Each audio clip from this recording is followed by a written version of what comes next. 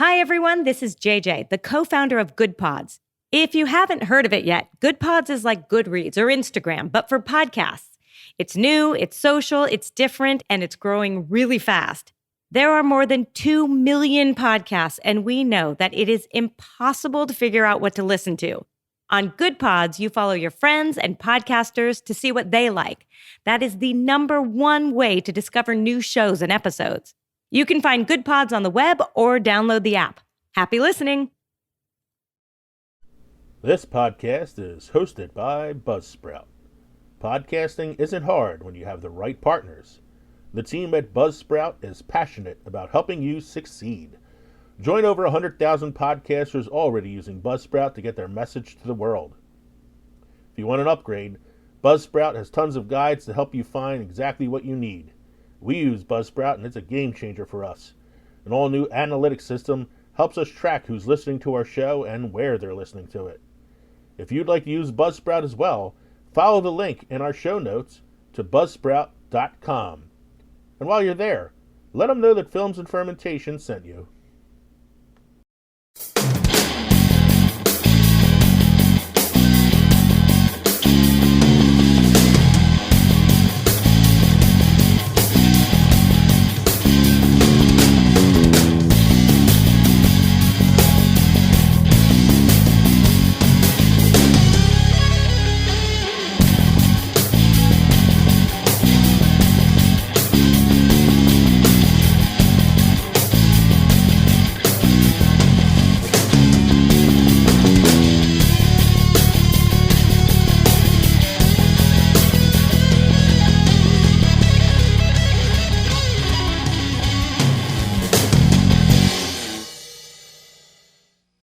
All right. Now I'm ready when you guys are. Let's distract ourselves a little bit. Thank you. Ready, go! Hey, everybody. Welcome to Films and Fermentation, episode 111. It's our 11th birthday, as Bilbo Baggins would say. 11-1. Right. 11-1. We are Films and Fermentation, a movie and alcohol podcast. I'm Leo. I'm Kevin. I'm Mike. We're three friends who like to talk shit about movies while getting shit-faced. On this episode, we decided to revisit a unanimous favorite amongst the Films and Fermentation family, a highly entertaining, highly quotable gangster classic, The Untouchables. It's Holly the Chicago bloody, too. way. What's that? What'd you say? Holly bloody. It's a very bloody movie. Very bloody movie. It's a Brian De Palma film, and that's a standard Brian De Palma feature of his films. He's always got a head count. Always got a head count. It's the Chicago way, and yes, we recognize the irony of doing a review of a Prohibition film on an alcohol-related podcast. Exactly. I grew up in a tough neighborhood. Sometimes a reputation follows you. Robert De Niro is Al Capone. There is violence in Chicago, of course, but not by me and not by anybody I employ, and I'll tell you why, because it's not good business. Kevin Costner is Elliot Ness. I have sworn to put this man away with any and all legal means at my disposal, and I will do so. Sean Connery is Jimmy Malone. You want to get Capone? Here's how you get him. He pulls a knife. You pull a gun. He sends one of yours to the hospital. You send one of his to the morgue. That's the Chicago way. You just joined the Treasury Department, son. Everybody knows where the booze is. The problem isn't finding it. Let's do some good! The problem is who wants to cross Capone. Somebody messes with me, I'm gonna mess with him. You carry a badge? Yes? Carry a gun. Get your hands in the air! You're all under arrest. You fellas are untouchable. Is that the thing? No one can get to you? Hey, everybody can be gotten to. All right, then. Drive him to the station. Anything happens, you shoot first. You understand me? I'll tell you one more thing. You got an all-out prize fight, you wait till the fight's over, one guy's left standing, and that's how you know who won. Just tell me, are you being careful? Careful as mice. I want to hurt the man, Malone. I want to start taking the battle to him. I want to hurt Capone. This man can finger Al Capone. This man can put Capone behind bars. Well, what's the matter? Can't you talk with a gun in your mouth? You're not approve of your methods. Yeah? Well, you're not from Chicago. I want you to find this Nancy boy, Elliot Ness. I want him dead. I want his family dead.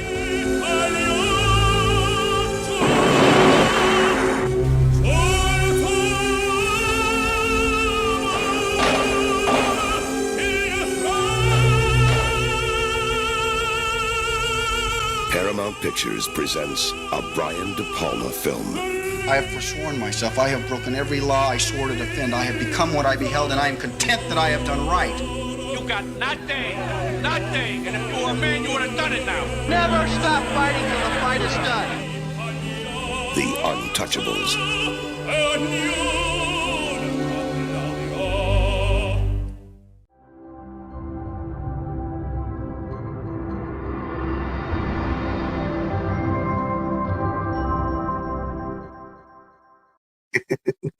Don't forget to drop us an email, filmsandfermentation@gmail.com, or visit linktree.com/filmsandfermentation to find all of our social media and podcast links. You can get our merchandise at teespring.com or support the show by joining Patreon. Don't forget to like, subscribe, download, do all those good things that get our metrics up and get our name out there for us. Carrier pigeon. Yeah, carrier pigeons, handshakes, the usual. What are we drinking tonight? I have a feeling we're all on the same track here for tonight. Well, I'm drinking some moonshine. This is Prohibition, and yes. I'm drinking the blackberry moonshine with some ginger ale. Okay, Kevin, what do you got going on? So I looked up what was one of the most popular alcohols during Prohibition, and not surprisingly, what's that? Gin and bourbon. Well, if it was imported from the north, it would have been whiskey. If it was coming in from the south, it would have been tequila. But to make yourself, it was gin. You're right, gin. So I am drinking a gin with a waft of tonic, and I squeezed. You can see the little. That's about as much lime as I got going on in there, and I'm nearly out, so I'm going to need more soon. A lot more. So we all went a different route. I went the whiskey route, since whiskey features heavily in the movie The Untouchables. Mm-hmm. I decided to drink the original Jesse James American Outlaw Tennessee whiskey. Ooh. I figured it has all of the elements there of what The Untouchables was about there, outlaws and whiskey. So, yeah, I was right. We kind of had Prohibition in mind when we picked our drinks. Mm-hmm. So I guess since we're an alcohol podcast, we all rooted for Al Capone in the movie. Katie wanted you to know that she's drinking Mike's Hard Black Cherry Lemonade. Very nice. I saw Adrian pull the bottle of one of the Tennessee Stud ciders up on the counter. So I believe Monday was National Tequila Day, or not tequila, National Margarita Day. So I just took the 3/4 bottle of margarita, or 2/3 bottle of margarita mix that I had, and my 1/3 bottle of tequila that I had, and mixed it all up, and just was chugging that on Monday. So last week was National Bourbon Day. It's nice, yeah. All these drink holidays. Mm-hmm. Yeah, but it must be nice just to drink in the middle of the week during the day. It is. Anything special happened this week, Michael? This day in film history. I believe, Leo, you have the first one. Yeah, I added this one in. June 17th, 1988. The Great Outdoors premieres, making this the 35th anniversary of that tremendous film. Had I known that earlier, I might have suggested that for the movie tonight. June's not over yet. Yeah. This I would really love to make sure that we're around for the 96th anniversary. The old 96er. The old 96er. Yeah. So that would be holy shit.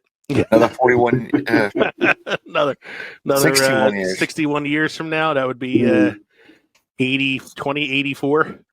Mm-hmm. I don't think we can do it. We'll be around. Be around. My liver won't last that long. I would be 106 years old. Nah. Mike would be 127. Yeah. Oh my gosh. 109. I'm not saying we'd have our own blood. I'm just saying. We'd have to be like the heads in Futurama. We'd be in the glass cases. Just kind of bobbing around. Mike, what else happened this week? In 1955, Walt Disney's animated film Lady and the Tramp was released. And kids everywhere were trying to suck that spaghetti string and kiss the girl. In 1977, Disney's Rescuers was released. First Disney film to get a sequel. The Rescuers, was it Rescuers Down Under was the sequel? It was a sequel, Yeah, they should have done that. Yeah, The Rescuers, released the same year I was. Rescuers also had a little bit of controversy, didn't they? There was a scene. Wasn't there a scene in The Rescuers? Yeah, it's like they fly by a window and there's like a naked lady on a poster or something in the window. The animators used to do shit like that all the time back then. I just saw an old cartoon of Mickey and Minnie making Swiss cheese, and I don't want to tell you. I saw that too. I don't want to tell you what Mickey was using to make the holes in the Swiss cheese. Yeah.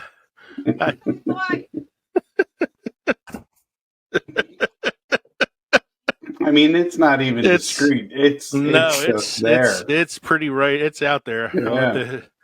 I have to show Katie later so she can know what we were just laughing about. I have to look it up and see it. Shit, I haven't seen that one. Oh, I'll send it to you, Mike. I'll find it and I'll send you the link. All right. He's making Swiss cheese with his Mickey Dick. I figured that's what you guys are talking about, but I got to see it for myself. Hold on. And we're back. And in 2006, the film The Devil Wears Prada, starring Meryl Streep, Anne Hathaway, and Emily Blunt, premiered in L.A.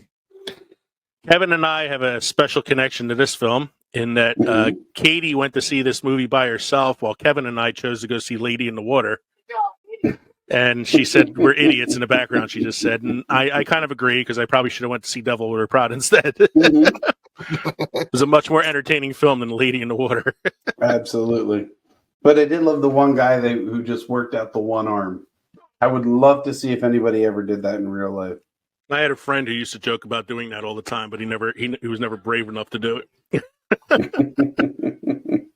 have a must-try beer or craft destination for this evening, Mike? I do. Rocky Mountain Pils, Chaz Style Pilsner from Big Thomas Brewery, Loveland, Colorado. A well-brewed Czech lager is a real treat and is 6.5% alcohol by volume. Rotating seasonal bits fits the bill.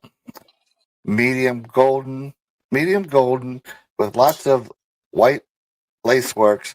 It's got some delicate spicing from Saza's hops and a biscuity Pils malt flavor. There you go. Beer and biscuits. Beer and biscuits. Beer and biscuits. It's time, folks. Synopsis according to Glip. Brought to you by Newsly. Newsly.me is an all-in-one audio super app for iOS and Android that'll read the news to you in a natural human voice. Stop scrolling. Start listening. Go to Newsly.me today and use the promo code ANDFERMENT to get your first month premium subscription for free. According to Glip, last week, which was, what did we do last week? Last week we did 1987. We did the movies in 1987, right? I was testing you. Yeah. So we did the movies in 1987, and according to Glip, this was a really good one this week, I thought. The participants spoke about smoky strawberry lemonade, the quality of Betamax and analog HD TV, keeping bunnies away from Glenn Close, babysitting Elizabeth's shoe. Elizabeth's shoe. No, it's Elizabeth's shoe. Oh, never mind. There's an apocryphy. Gotta watch that there. shoe of Elizabeth. Mike and Leo chewed bubblegum and kicked ass while Kevin discussed his favorite actor, Nicolas Cage. You done me dirty, Glip. You done me dirty. And the participants can't forget about the Garbage Pail Kids. Not only was it a very, very fairly accurate clip this week, it was a fun and accurate clip this week. So the Smoky Strawberry Lemonade was, Mike and I were both drinking the old Smoky Strawberry Lemonade whiskey last week. We had talked about Betamaxes a little bit and analog HDD TV because that was one of our film history facts last week. Keeping bunnies away from Glenn Close was, of course, Fatal Attraction. Right. Babysitting Elizabeth Shue is Elizabeth Shue starred in Adventures in Babysitting. Chew Bubblegum and Kicked Ass was the quote from They Live. We kept breaking Kevin's balls about Nicolas Cage being his favorite actor. And he defended well, he did because he had talked about Raising Arizona that week, and that was, Yes. and Moonstruck. Yes, as I two can give good you a Nicolas Cage handful of performances. movies. I can give you a handful of movies that I can watch him in and appreciate his acting, and then I can give you a laundry list of shit movies. And then I didn't forget this either. That Kevin pointed this out. He was like, "Don't forget about 160 on the list of 200 films that year." Garbage Pail Kids. We all had the cards. We all had the stickers. Yeah, it was a very accurate and entertaining clip this week. Next week's will probably suck. Probably. We will be right back after these short messages.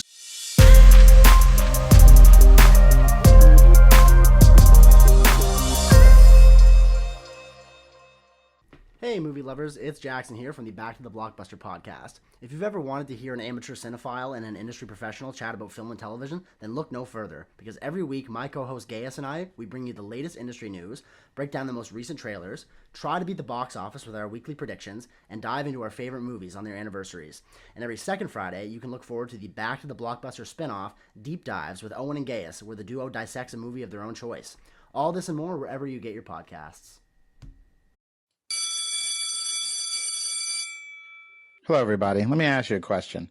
When you were a kid, did you ever wonder what teachers talked about in the teacher's lounge? You probably didn't miss much. It's usually boring stuff like grading papers, lesson planning, and then figuring out the new train schedule. Train schedule? Well, I teach in the city. But sometimes, at one of the not-so-cool tables in the back of the teacher's lounge, you might find us, the Fandalorians, teachers by day, nerds by night. My name is Mr. Richardson, and by day, Mr. McDonald, Mr. G, and I teach and inspire America's youth. But by night, we debate, discuss, and argue about all things in the pop culture universe on our podcast. We discuss all the biggest pop culture topics in the world, like Ozark, Stranger Things, The Marvelous Miss Maisel, Marvel, Star Wars, Top Gun Maverick, The Old Man, Bridgerton, you name it, we'll probably discuss it. You guys watch Bridgerton? Yo, season 1 of Bridgerton was awesome. You don't know what you're missing.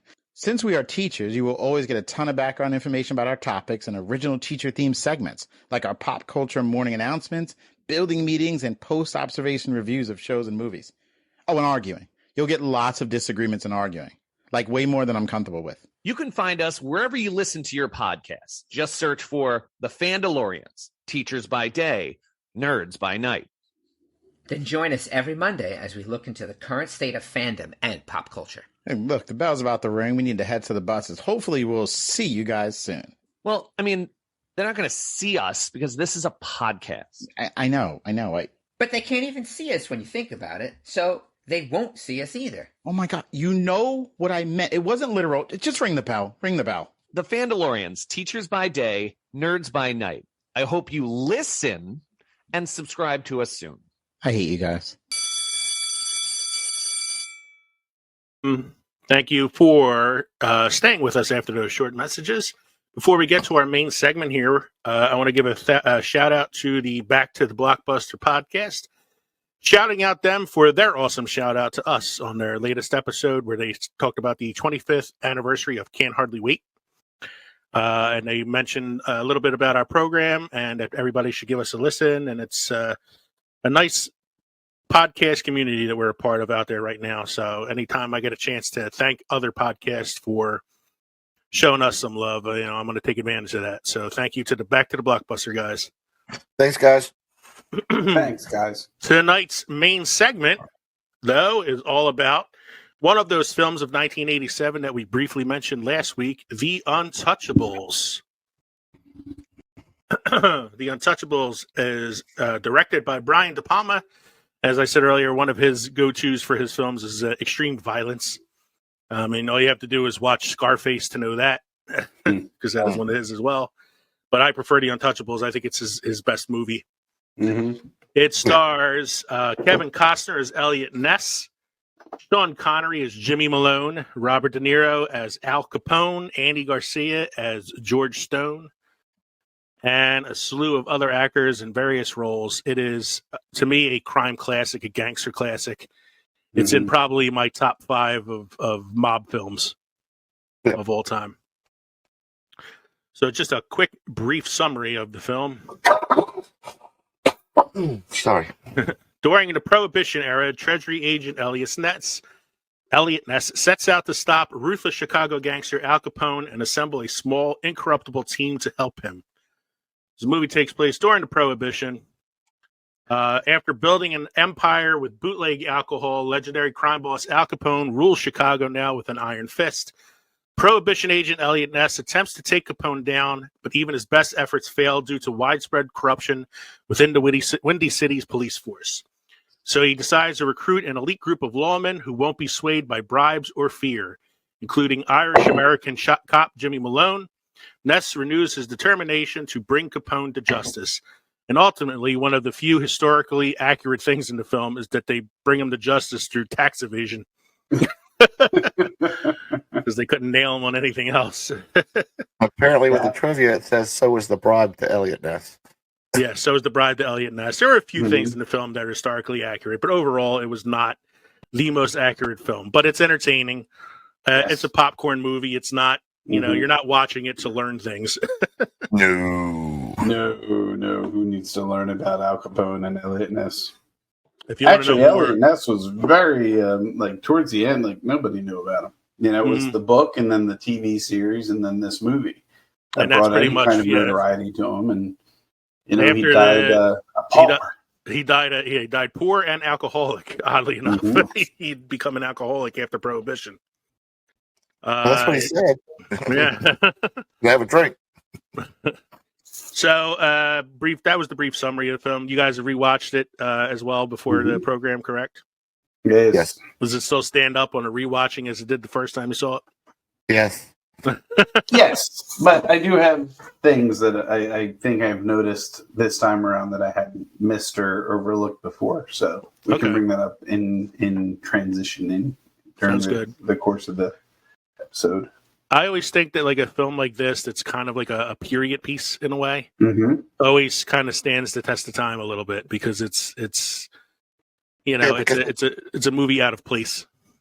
Yeah, it's not like it's dating itself because it's already dated itself. Yeah, basically. So yeah, it takes place in the 1920s, 1930s, 30s. I'm sorry, in Chicago. Chicago way. The Chicago So way. I looked up the Oscars for 1988, which is when this film would have been in the running for some of the Oscars. The best actor that year was Michael Douglas for Wall Street. Okay. Beating out Marcello Mastroianni for Dark Eyes, William Hurt for Broadcast News, Jack Nicholson for Ironweed, and Robin Williams for Good Morning Vietnam. Oh, that was a tough crowd there. Tough crowd there. Yeah, I was pulling for Robin Williams that year. Michael Douglas won. Supporting actor, of course, was Sean Connery for The Untouchables, which many people looked at as a sort of like a career Oscar for him because it was his only nomination in his career. But he beat out Denzel Washington for Cry Freedom, Vincent Gardenia for Moonstruck, Albert Brooks for Broadcast News, and Morgan Freeman for Street Smart. Tough crowd. Another pretty stacked thing there. Best actress that year was Cher for Moonstruck, beating out Holly Hunter for Broadcast News, Sally Kirkland for Anna, Glenn Close for Fatal Attraction, and Meryl Streep for Ironweed. That's another, man, this is a pretty tough year in the Oscars. Well, we saw all the movies that came out that year. So I know. Yeah. Best actress in a supporting role that year was Olympia Dukakis for Moonstruck, beating out Ann Archer for Fatal Attraction, Norma Alejandro for Gabby, Ann Southern for The Whales of August, and Ann Ramsey for Throw Mama from the Train. The Untouchables was nominated for Best Art Design, but lost that to The Last Emperor. They did not get nominated for Best Cinematography, which I thought was kind of strange. I thought they probably deserved that. Was nominated for Best Costume Design, but lost that to The Last Emperor. Was nominated for Best Music and Original Score. Yeah, Best Music and Original Score, which I think it lost that as well. Lost that to The Last Emperor. It's one thing I want to talk about. Make sure I don't forget about the score. And was not nominated for Best Picture, was not nominated for Best Director, was not nominated for Screenplay. So, I mean, it got kind of shut out on a lot of the major awards. Mm-hmm. The only one it did get a major award for was the supporting actor for Sean Connery. So, Kev, what do you want to say what you're going to say so you don't forget it? Yeah, I mean, so I think that's the one thing that really stood out while rewatching it was like some elements of the score were dead on. You know, like there's that part was like perfect for what they were doing, but the other parts where it's big fanfare, it's like they're just running down the street to a car and there's big fanfare for what's coming. It's like it's a little too much. Like this needs to be for a major battle. This needs to be for the. It played really well on the bridge between Canada and New York. Canada and not New York. Canada and and Illinois, right? Mm-hmm. But when you're using this, I mean, and composers do this. They'll take certain themes and apply it towards different things. Okay, they have the train scene. And you have the do-do-do, and that's perfect. Okay, that works. And you have the intro, and you have that's like the Al Capone theme. If you think of, Empire Strikes, the Emperor's theme or the Empire's theme, it makes sense. But like the big fanfare scenes where it's like he's using it too much for different areas, or just something less grandiose, I think I think it almost makes some of the scenes comedic because it's such big fanfare for. They barged into the post office, 4 of them. Took the post office, and it's the it's like a little less, just a little less. So it's even though it's a gangster film, it's about Prohibition and all that. It does have some like touch of like Western to it, a little bit, especially when you talk about the Canadian border scene. They're riding horses in and all that. So the composer was Ennio Morricone, who got his start doing the spaghetti westerns with Clint Eastwood and Sergio Leone. So you can kind of hear that in the score a little bit, that it's got that sort of like spaghetti western flair to it. And don't get me wrong, certain scenes it was like perfect. That whole the mafia, the mob sound of just the. Yeah, exactly. That worked so well, and it's just those small scenes. It's like they're very minute scenes. They do not need the fanfare, but they just shoved it into that one particular scene. Like, I'll point it out, like that fanfare theme that they played during the raid of the post office is the same fanfare theme they play at the end when he's found guilty at the tax evasion trial. Mm-hmm. Yes, so yes. It works there. You should have it during that scene because it's the big triumphant, climactic moment. But I can see where you're saying like it's probably a little much for that post office scene. Sometimes less is more. Like you think about the scene where the carriage is rolling down the steps at the train station and they're firing back and forth at each other. Listen, there's no music. There's no music in that scene. It's all sound effect and suspense. Slow motion and and so it get shot in the back. It almost feels like there's music there because it's so intense. Well, you're playing the opening theme for us. Yeah, I'm trying to. Is it not working? Hold on. Nope. You got to hit play. I thought I did hit play. Oh wait, no, I don't want to exit the page. My computer's bullshit anymore. Oh snap! No shit. I can edit it in later. It's fine. All right. I was gonna I was gonna put the trailer in some point too. So You can't hear. Oh man, hold on. Ba-da-bump, bump. Ba-da-bump. Let's see if I can do this again. Go for it. Here you go. There it is. Stopped again. It's got to be my shitty laptop. That's fine. I can put it in and post. Anyway, yeah. I'm going to add the trailer in too. So we can get a new laptop for Kevin. Don't forget to support us on Patreon so we could buy Kevin some shit. I got Lenovo, which I believe is the cheap ass version of Samsung. Yes, it's Samsung Lite. Mm-hmm. So we talked about the awards, we talked about the music a little bit. Let's get into the most rewatchable scene. There are so many great freaking scenes in this film. It's really hard, I think, to kind of choose, but we'll do our best with this. All right, everyone pick one. We'll go around. One? Okay. No. I mean, we can do more. Just everybody will go around. Everybody find a scene that they really like and talk about that. I think my favorite scene is the baseball bat scene. Where he bashes the guy's head in. Because I just love the speech that he gives leading up to that. Mm-hmm. He's like, I have one vice. And then the guys are like, gambling, dames. And he's like, baseball. Oh. Part of a team. And that supposedly really happened. Yes, there actually might have been a third individual.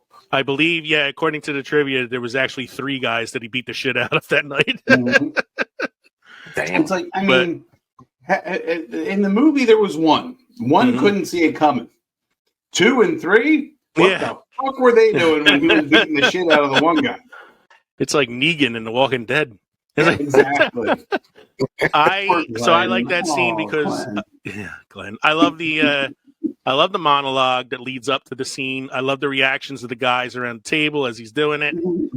And then I love the pull away camera shot above the table as you see the blood like pooling around the guy's head and all that, and everybody's just sitting there in shock. Like it's just it's cinematic and gory all at the same time. So I really like that scene. There were some others I really could have chosen, but that's one. We can come back. But let's hear what Mike has. Mine is also very cinematic and gory at the same time. Mm-hmm. Mine is the train station scene where he says, "You got him, I got him, take him." Yeah, shoots him in the head. Blood drip. Then he falls, and the brains are in the back of the wall. Plus everything leading up to that. Yes. Yeah.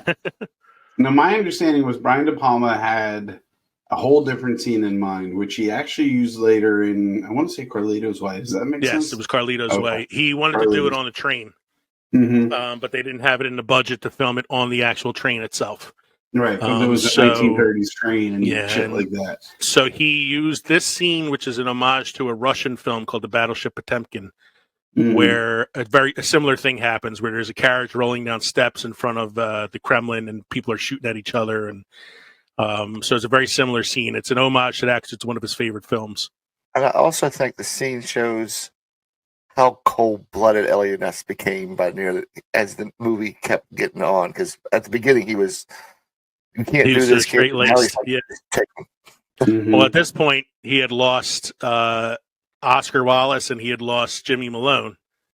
So, the young guy and the guy that was like his mentor, so at this point, it was like time to play the game the way Capone plays the game.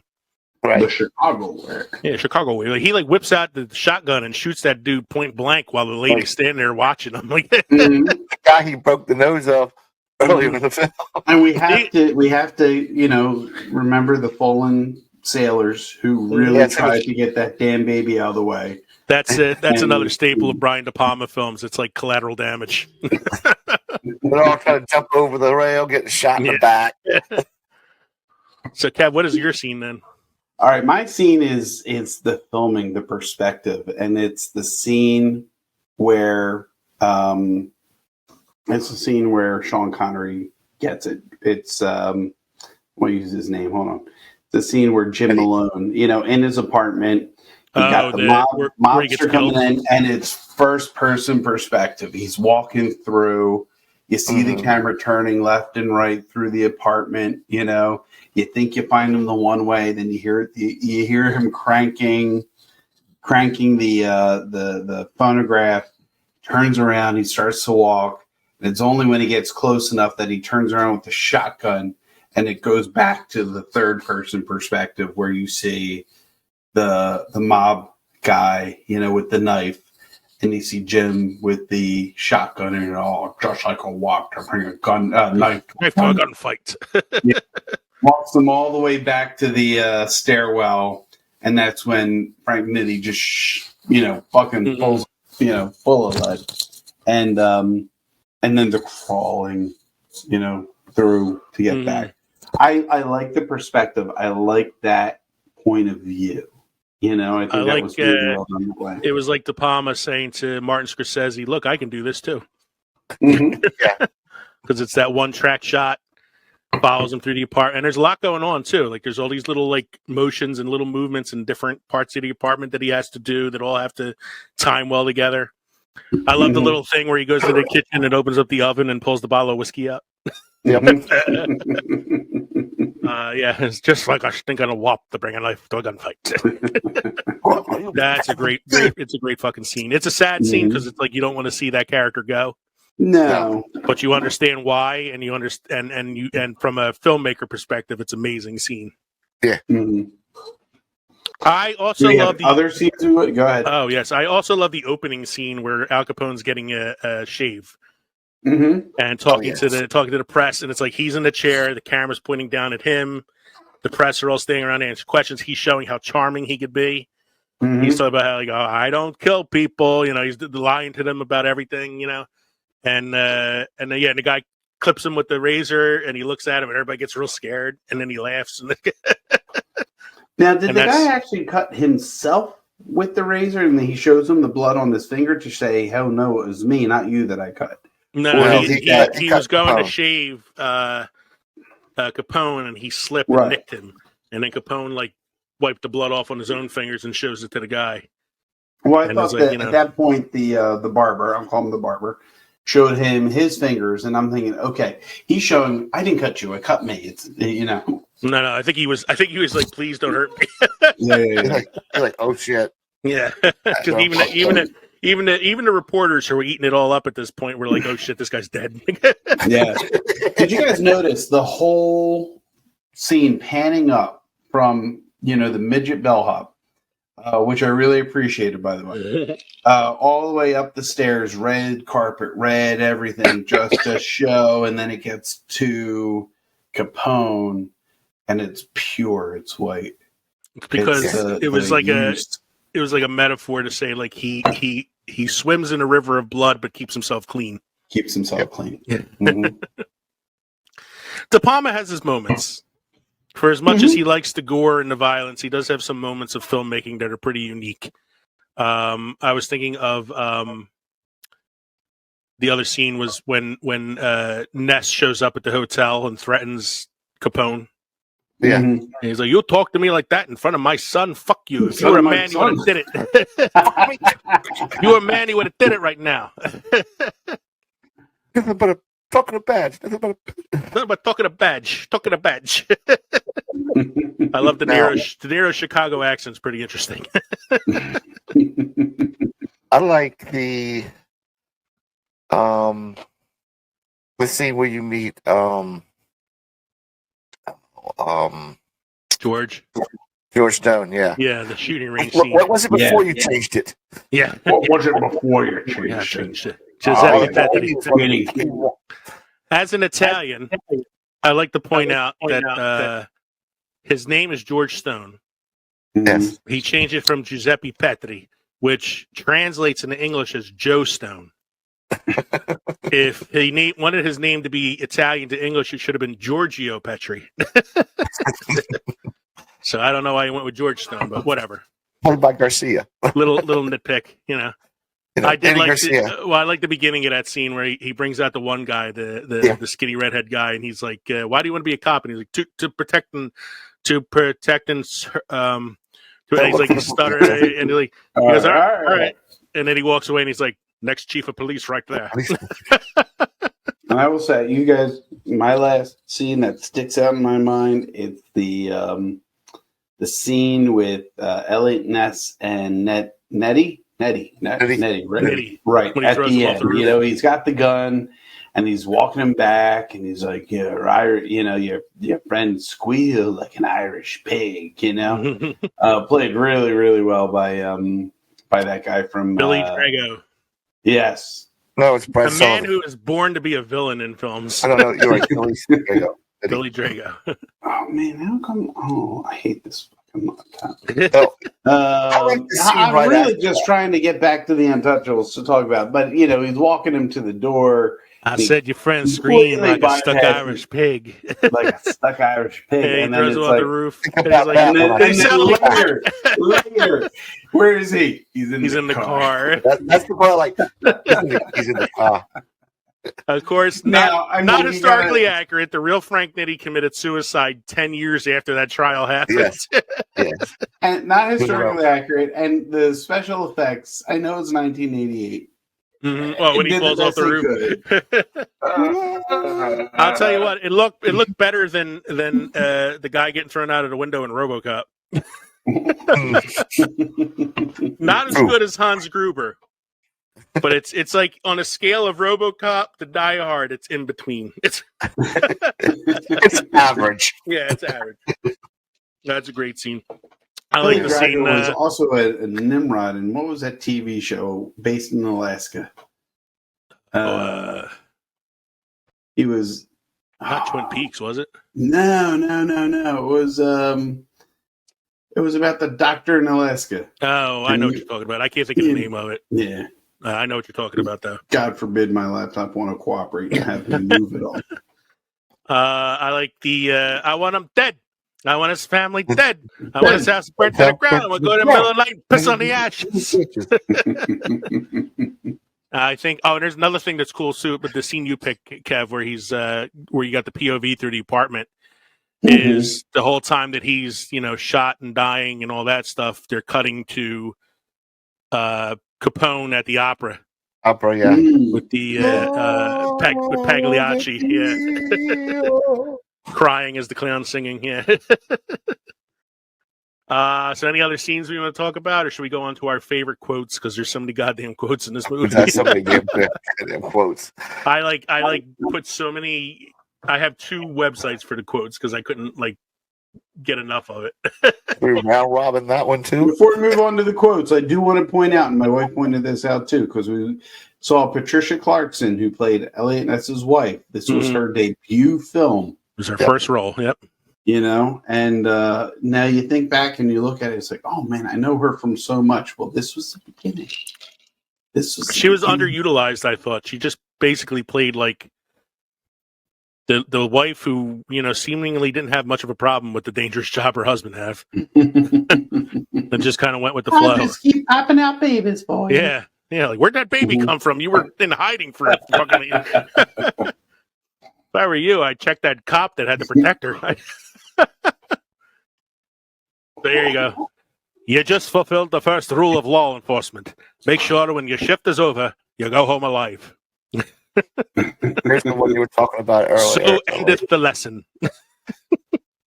Why do you want to be a police officer? To protect the people and the... I'm not looking for the yearbook answer. Why do you want to join the police force?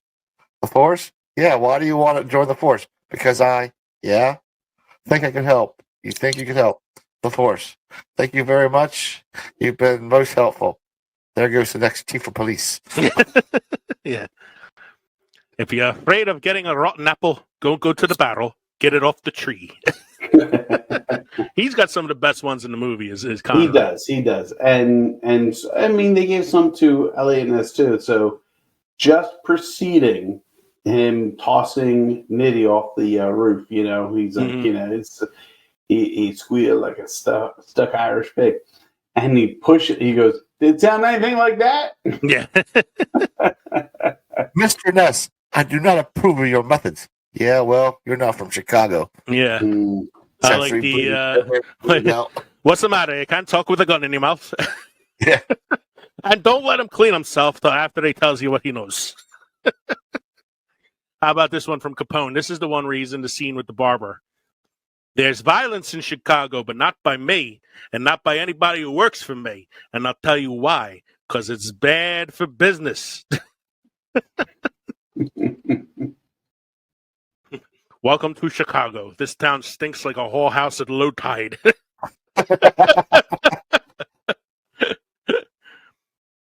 How about the end? Word is they're going to repeal Prohibition. What do you do then? And Elliot Ness responds with, think I'll have a drink. I gotta say, the interaction between Capone and Ness at the trial when they switched the juries and everything. Oh, lame. I don't know if you can actually do that. Lame. I don't know if you can do that. I like the whole, do something. And the lawyer goes, we want to change our plea to guilty. And he punches him. But you like call this justice, Your Honor? You call this justice? Don't stop fighting until the fight is over. So What'd you say? What'd you say? Don't stop fighting until the fight is over. Come on, man.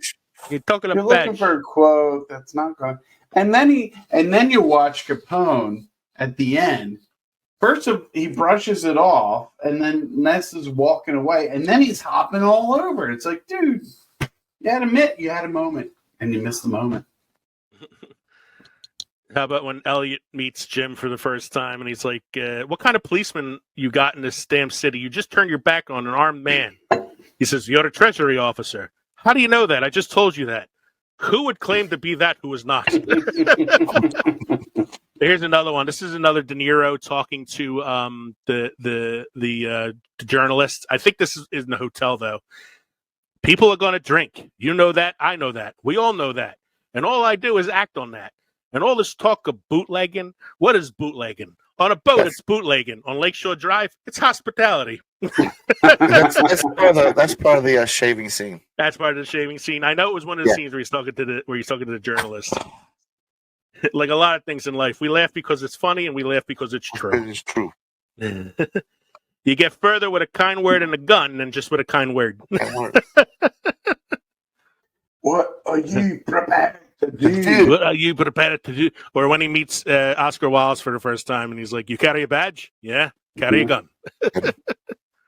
I say there's so many freaking good quotes in this movie, man. We're all missing the most famous quote from this. You pull out a knife, he pulls out the gun, you send one of his to the hospital, you send one of his to the morgue. That's the Chicago way. Chicago way, yes. And that's how you get Capone. That's how you get know Capone. what a blood oath is? Ness, you just took one. That was Sean Connery's idea, to have it in the church, to have that scene in the church. Because he had said, like, you imagine just, if the police department's as corrupt as it is, you have to go somewhere where you know that the walls aren't listening. And he felt like the church would be the safest place. You know it's going to be a good movie when the little girl trying to do the right thing. I was going to say, of all the scenes in the film, that's the most fucked up part of the movie. I don't watch that scene ever. I think I saw it the first time I watched the film. I skip over that scene every time because I don't like scenes where kids get hurt in films. No. I have a hard time watching kids get. I think it's because I'm a teacher, but I have a hard time watching kids get hurt. So, like, I know it's going to happen. I know when it's going to happen, and I just skip over it. The scene with the mother talking to Elliot Ness in the office later is enough for me. Mm-hmm. And she's like, I know you're a good man. I know you're a father and you're trying to do right and all that. I want to hurt the man, Malone. You hear me? I want to start taking the battle to him. I want to hurt Capone. Oh, and then right before the scene where he finds the umbrellas in the boxes. All right, man, let's do some good. Like, come on, really? Like, let's do some good. Here's the one you really like, Lee. What's that? I want to get this fuck where he breathes. I want to find this Nancy boy, Elliot Ness. I want him dead. I want his family dead. I want his house burnt to the ground. I want to go there in the middle of the night and piss on his asses. So many good fucking quotes. There's so many. Where's Nitty? He's in the car. So I got do we have any more here that we should do? I think we pretty much got all of them. It's like so many quotes there, but I think we got all of them at this point. What are you prepared to do? And I always like when he says, "Here endeth the lesson." That's a good one too. So, what in the film has aged the best to you? Like what stands up and stands out and is still great? even 30 some years later, almost 40 years later at this point. I say the scene in the train station is a scene that kind of stands the test of time as a classic, and will never get. I never get tired of that scene. Yeah, I mean the baseball bat scene is always good. Yeah, baseball bat scenes. I was going to say the score, but then Kevin shit all over that earlier in the show. Yeah, I tell you, the score is not bad. It's just misused in some spots. He needed to branch out. He needed to. I like the main score. Something different for the for the scenes that needed something, but not quite as much. The fanfare for taking the post office was ridiculous. The fanfare for the very end of it, where he's coming out and they're doing the shot of Chicago, and he says, "Oh, I'm going to have a drink." Like, the fanfare was misused often. That's the point I'm trying to put. I said, I like the main theme and the one that you were talking about, like the da-da-da, like that one stands out to me because that's what I think of when I think of the film. Mm-hmm. I think what aged the best is a star-making turn for Kevin Costner, because this is one of his first starring roles. Yeah, because this led to Field of Dreams and Bull Durham and all those films. Megan asked me, what's one of his best roles? And I said, The Big Chill. Now, let me see if either one of you can... He's the dead body in The Big Chill. Got it. He's the dead body. You don't even see his face. He's in the very beginning. They're showing body parts in the coffin. That's essentially it.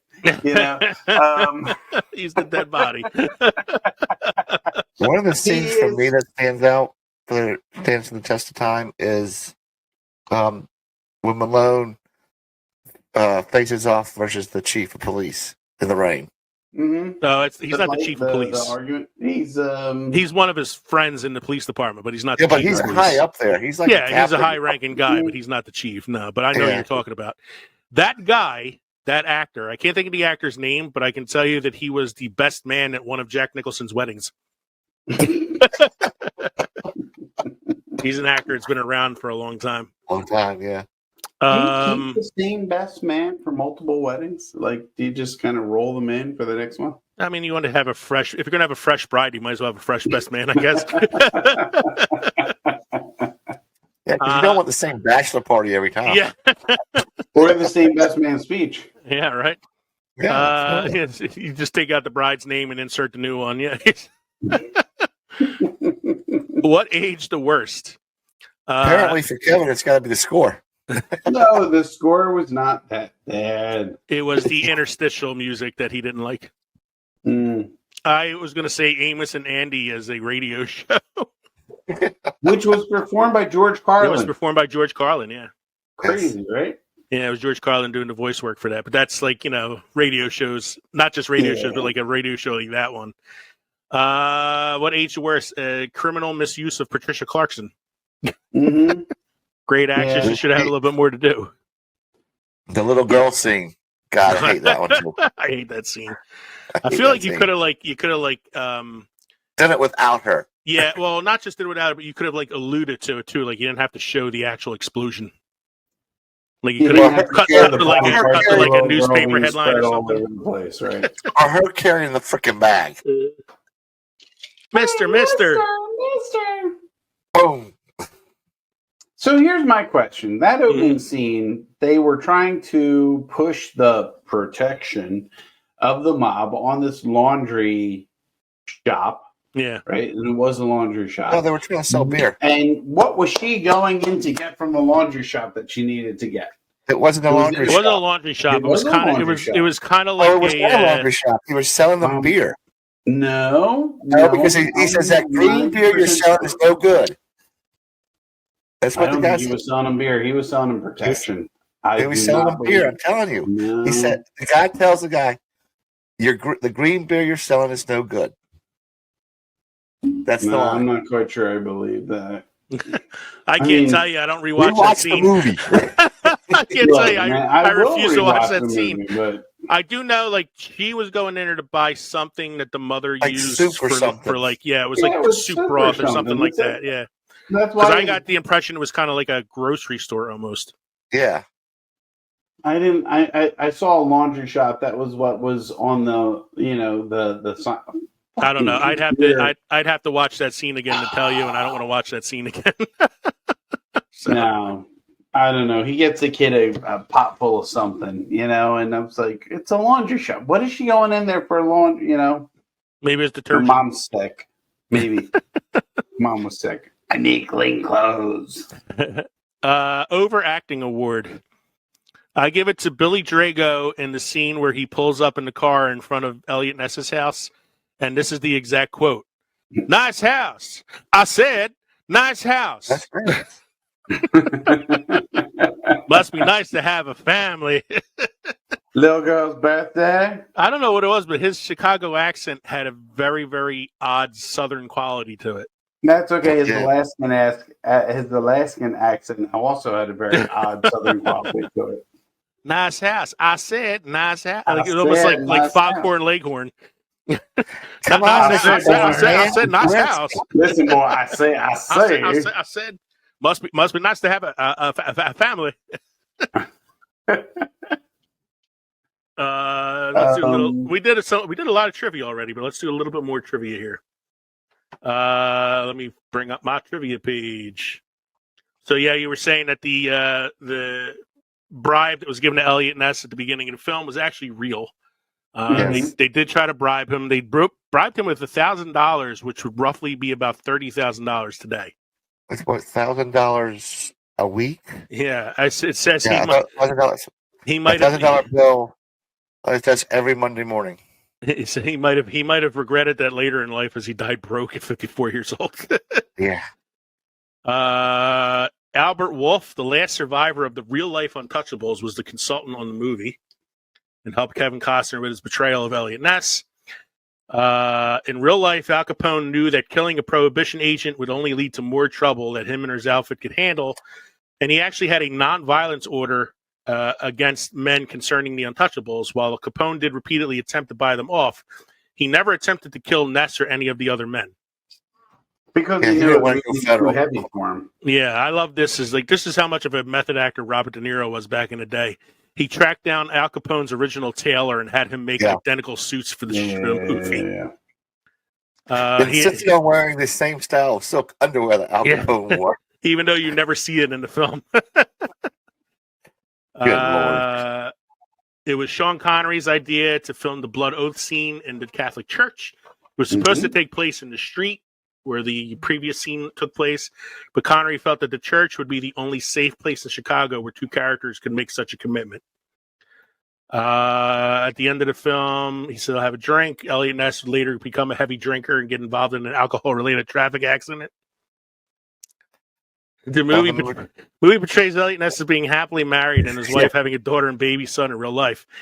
In real life, Elliot Ness had been married 3 times and had only one child who he had adopted, a son named Robert. Despite the final courtroom scene in the movie, the real Al Capone and Elliot Ness never came face to face during their battles. Yeah. Though the patron saint of police are Michael the Archangel and Saint Sebastian, Irish police officers often carried St. Jude medals because he was the patron saint of hopeless causes, as he says in the movie. The baby carriage at the train station, the baby in the carriage was the stunt coordinator's son. Getting that kid started early in the family business.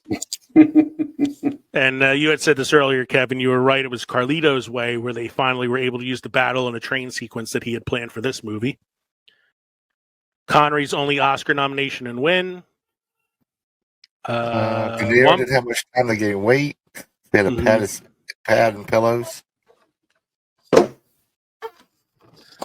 One point about Al Capone's trial that never showed up in the movie: he attempted to plea bargain before the trial, but the judge wouldn't hear of it. He did attempt to bribe the jury, and when the judge found out, he promptly switched to juries.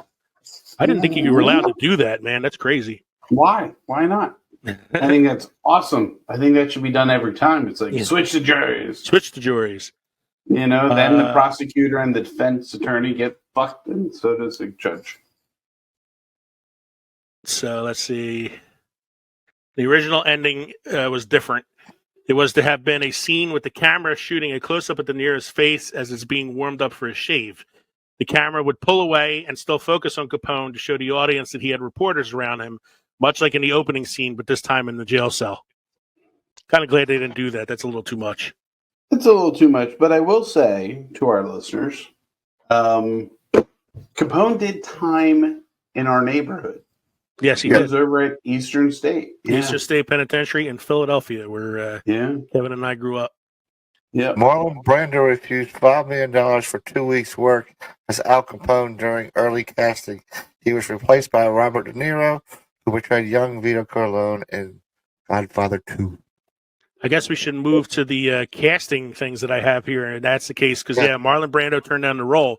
The role was then actually offered to Bob Hoskins, who for a short time was about getting ready to start filming. De Niro's schedule opened up, and De Palma went with him instead and paid Hoskins for taking on the role, even though he never filmed any part of it. Hoskins went on to say it was like the easiest $1 million he ever earned. Probably easier than the money he earned from Mario Brothers. I like the one that Don Johnson was originally offered the role of Elliot Ness. That's right, because Brian De Palma had worked as a producer on Miami Vice, and he really liked Don Johnson. Don Johnson was the he was hot shit back then. Knees for Elliot Ness. Costner was the production company's pick, and De Palma based off of his work in The Big Chill. De Palma wasn't sure about it, so he talked to Spielberg, who had worked with Costner on the Amazing Stories TV show. Mm-hmm. And Spielberg gave him a glowing review, and so De Palma decided to go with him, and the rest is history. Yeah. Could have been a sliding doors moment there, man, because Don Johnson could have been the one making Dances with Wolves. Which leads us to movies we like and movies we didn't like with Kevin Costner. Mm-hmm. My top 5. What do you want to get? 3? I'm going to do top 5. Here's something real quick, guys. Yeah, go ahead. So, Brian De Palma first noticed Andy Garcia in 8 Million Ways to Die. The first pictured him as playing a villain, in this case, Frank Nitti. It was Andy Garcia who asked to read the role of George Stone. Mm-hmm. And I think it's better off that way. I think Billy Drago, even though he kind of overacts a little bit, is a much better villain. Northern Exposure. That was the name of the show. Northern Exposure. Northern Exposure. Yeah, it's going to torture you, right? My mother used to say he couldn't recite his lines without keeping his mouth shut. He would always talk like this, and his character would always talk with his teeth always sealed shut. So,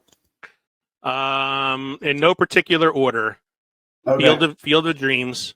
Yeah, that was my number 1. Yeah, Bull Durham. Mm-hmm. This movie. Mm-hmm. Tin Cup. Mm-hmm. And Draft Day. Ooh, good. I like Draft Day. Draft Day is not a great film, but I really enjoy it. No, but that's okay. He does a good job.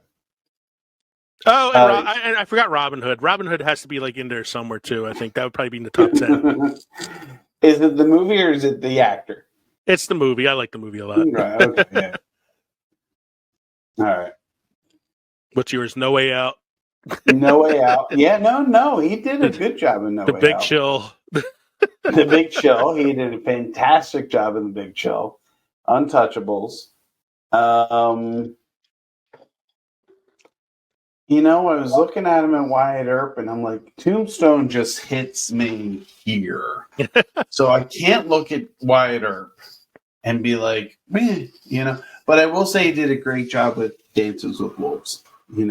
I think Wyatt Earp's a good movie, but it's not as entertaining, like visually as Tombstone. So yeah, I thought he was okay as Clark Kent's dad in the Superman movie. Yeah. No small role. Mm-hmm. I think his worst movies are probably Waterworld and The Postman. Yes. He did another baseball movie called For the Love of the Game that's kind of okay too. Mm-hmm. I kind of liked him in JFK. JFK, that's a good one too. He was really good. Yeah, JFK he was really good. Yeah. Very good in JFK. That's like that stretch that came after doing this film. It was like he had the Untouchables, and then he had Bull Durham, and then he had Dances with Wolves, and he had Field of Dreams, and he had Robin Hood. Like The Bodyguard. The Bodyguard. Like he was on the stretch of like movies that just made monster money. Then he did. Yeah. Then he went to Wyatt Earp. Wyatt Earp, yeah. He won an Oscar for Best Director for Dances with Wolves. Mm-hmm. So I mean, Waterworld. Tin Cup is between Waterworld and The Postman. I like Tin Cup. It's actually an entertaining film. If I had to replace one, though, I'd probably take Tin Cup off my list and put Robin Hood in there instead, though. If anything, because of what's his face, Alan Rickman. So, if you had to cast these characters today, just the top three characters, Elliot Ness, Al Capone, and Jimmy Malone, who would you cast? And I have some figured out already. I said for the role of Elliot Ness, I would do Chris Evans. Because he has that he's sort got of the clean cut, Captain America shit going on. I had originally said Chris Pine, but I feel like I pick him for everything. So I said, I'm going to go with Chris Evans because he's also a little younger too, and then Elliot Ness was younger at this point. Yeah. For Capone, I went with DiCaprio because I think like he's kind of aging into that part of his life now, where it's like that De Niro level of his career. Okay. And then for Jimmy Malone, I went with Daniel Craig. Okay. What are you laughing about? I'm laughing because I took this in a totally different direction. This is more comedic than. Jesus. Let me hear it. All right. I'm going to go with Jimmy Malone first. And I have Chris O'Dowd. So we're doing the Untouchables as a comedy. As a comedy. So we got Chris O'Dowd. We got Chris O'Dowd. What are you prepared to do? For Capone, I got Zach Galifianakis.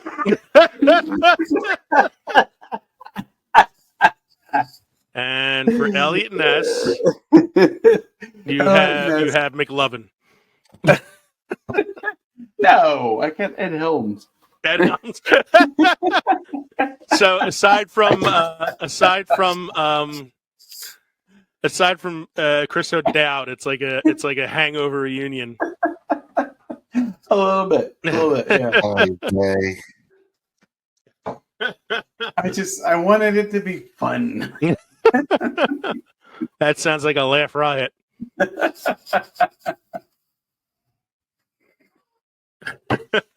Mike, do you have anything for this?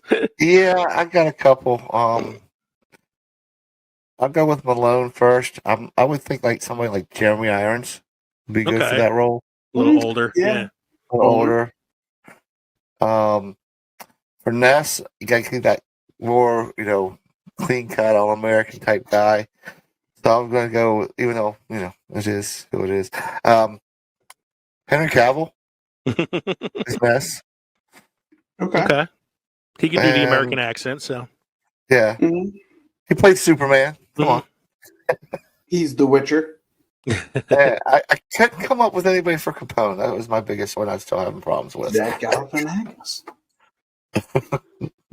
Kevin Costner's Capone. That'd be cool if you bring Kevin Costner back as Malone. Not as Malone because he can't do the Irish accent. He can barely do the English accent. But I like him as Capone. I think that'd be interesting. Capone, that would be funny. I have two more for things that aged the worst that I forgot about. The historical accuracies. This is not a historically accurate film. Don't watch it for the history. And blatant murder at the courthouse. Like he throws Nitty off the roof and there's no consequence to it. It's self-defense. Oh yeah. Nitty tripped. Nitty tripped, yeah. It was an accident. Oh man. Mike, do you have any beer trivia or history for us this evening? I do. Where to go? Quebec is not so much a beer style as a domestic Norwegian farmhouse ale yeast strain has become increasingly popular with the craft brewers around the globe. Why? Because it can do something most normal beer yeast strains cannot. Ferment a perfectly drinkable ale at astonishingly warm temperatures in a matter of hours rather than days. It hails from southern and western Norway. Look for fruity, flavorful Quebec IPAs at a craft brewery near you. Okay. How were our drinks this evening, gentlemen? Were we Prohibition ready? I always like a good gin and tonic, and I was looking up Untouchables drinks, and there was one called the South Side, which I had considered, but I did not have simple syrup, nor did I have our mint leaves. Our mint plant has not grown to fruition, so I could not take anything off the mint plant that we have as of yet. But there is, I know that Great Lakes Brewing Company has a beer called the Elliott Ness, but I wasn't able to find it anywhere around here to have that tonight. No, the only thing I had in my fridge that was Great Lakes was the Ella Fitzgerald. Edmund Fitzgerald. Her too. I have some Outlaw whiskey because we're talking about outlaws during Prohibition, and it was pretty good. And Mike? And I had my blackberry moonshine with ginger ale, which is always an excellent choice. Always excellent. Always. This is the first time in a while none of us drank beer during the show. Yeah. There's always at least one of us. A little bit. I figured it fits into the whiskey stuff. Yeah. All right. I got whiskey. I just don't have Canadian whiskey.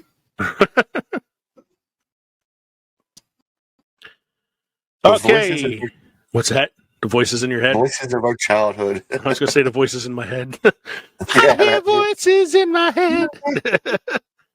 Thank you for joining us tonight for episode 111, the revisit deep dive of the Untouchables.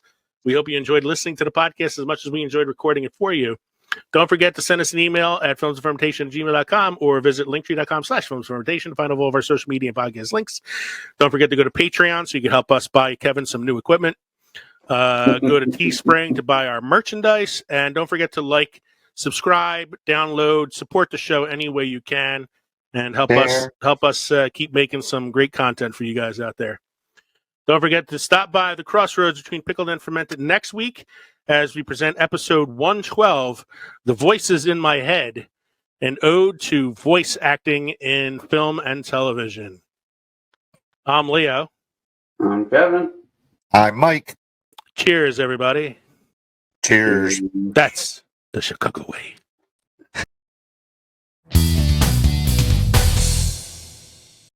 Hello, Spooklings. I'm Jason. And I'm Kathy. And we're the hosts of the weekly podcast, All Hallows Eve Podcast. We are a husband and wife duo with a passion for anything spooky, macabre, and true crime, sprinkled with our own twist of comedy. We explore topics such as the history of Halloween, the Butcher of Plainfield, Hocus Pocus 2, urban legends, superstitions, and more. So come join us as we go down the rabbit hole that is All Hallows Eve Podcast. Listen and follow us at allhallowsevepodcast.com or your favorite podcast provider. Stay spooky, my friends.